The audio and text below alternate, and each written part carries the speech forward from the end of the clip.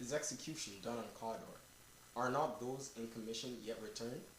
My liege, they are not yet come back, but I have spoke with one that saw him die, who did report that very frankly he confessed his treasons, implored your highness pardon, and set forth a deep repentance. Nothing in his life became him like the leaving it. He died, as one that had been studied in his death, to throw away the dearest thing he owed as to a careless trifle. There is no art to find a mind's construction in the face. He was a gentleman on whom I built an absolute trust. O worthiest cousin, the sin in my ingratitude even now was heavy on me. Thou art is so far before. The swiftest wing of recompense is slow to overtake thee. Would thou hadst less deserved, that the proportion both of thanks and payment might have been mine. Only I have left to say, more is thy due than more than all can pay. Welcome hither. I have begun to plant thee, and I will labor to make thee full of growing. Noble Banquo, that hast no less deserved, nor must to be done, no less to have done so. Let me unfold thee, and hold thee to my heart. There if I grow, the harvest is your own. My plenteous joys, wanton in fullness, seek to hide themselves in drops of sorrow. Sons, kinsmen, thanes, and you whose places are the nearest, know we will establish our estate upon our eldest, Malcolm, who we name hereafter the Prince of Cumberland, which honor must not unaccompanied invest him only, but signs of nobleness, like stars, shall shine in all our deservers. From hence to Inverness abind us further to you. The rest is labor, which is not used for you. I'll be myself the harbinger, and make joyful the hearing of my wife with your approach. So humbly take my leave.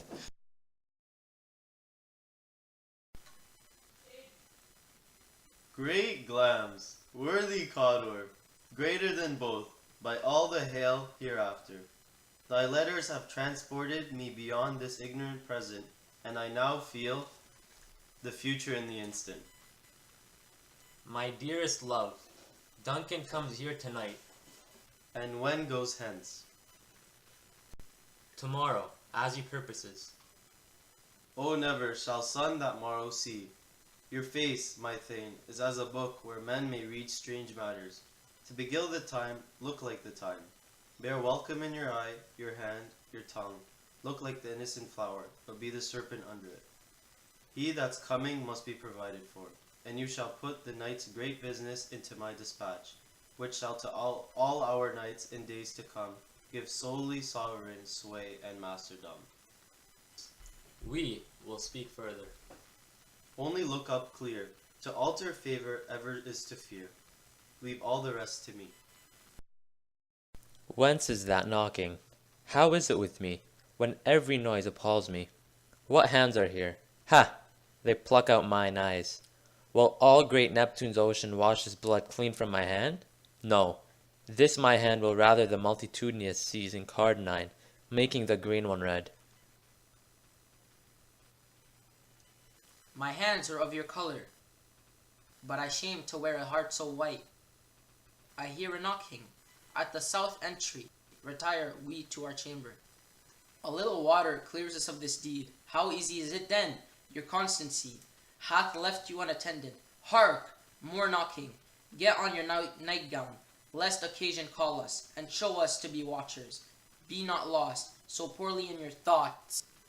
To know my deed, 'twere best not know myself. Wake, Duncan, with thy knocking, I would thou couldst.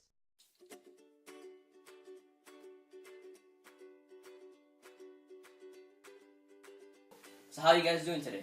Good. That's good. So after having reenacted certain scenes from the play Macbeth, written by William Shakespeare, how do you believe that these scenes support the theme that an individual's overly ambitious drive without any moral constraint will eventually lead them to their own downfall? Oh, well, I think that in Act 1, Scene 5, Lady Macbeth's overly ambitious drive, shown through her manipulation of Macbeth and dark desires, proves that her hunger for power clouded her better judgment. This quote shows how focused and concentrated Lady Macbeth was, and the transition of character to a dark being that she was in the beginning of the play. She was willing to do extreme deeds in order to get the possessions and the things that she wanted. This change of her mindset really caused the dark side of her to come out. Very interesting, Daniel. What are your thoughts, Ryan? Personally, I believe that Lady Macbeth does not perceive murder to be wicked or evil in any sense. She is pressuring Macbeth into having black and deep desires so that they can both fulfill their ambitions.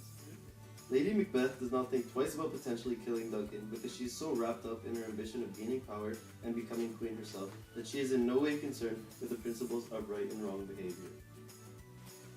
Very insightful, Ryan. Thanks, Yusuf. So how about you, Ati? What other scenes do you think support this theme? Oh, actually, Yusuf, there is one.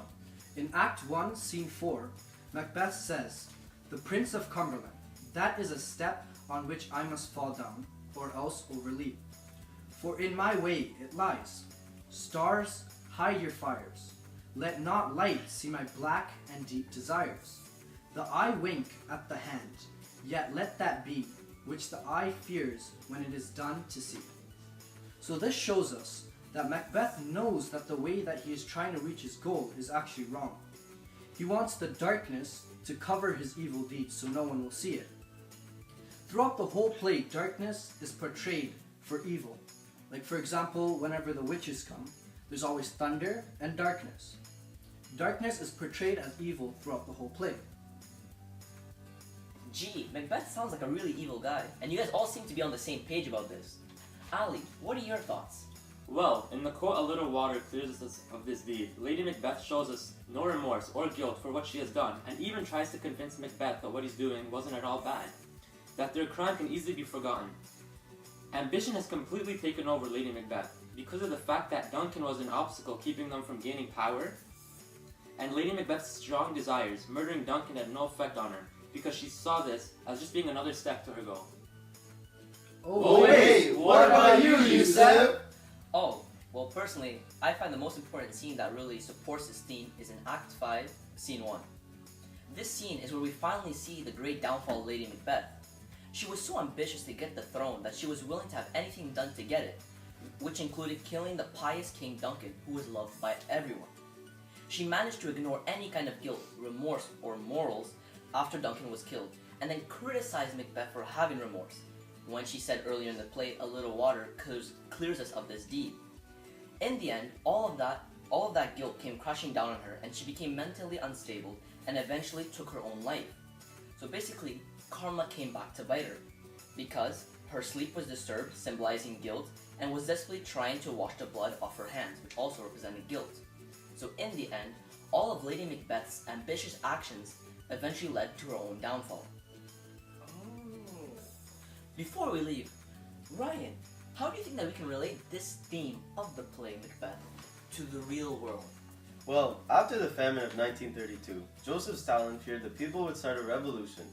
He wanted to make sure that no revolution would take place, so he started a political purge to eliminate challenges from his past and potential opposition groups. That's true, because in the play Macbeth was, after becoming king, he was constantly paranoid and suspected many people as being his opposition, for example, Banquo.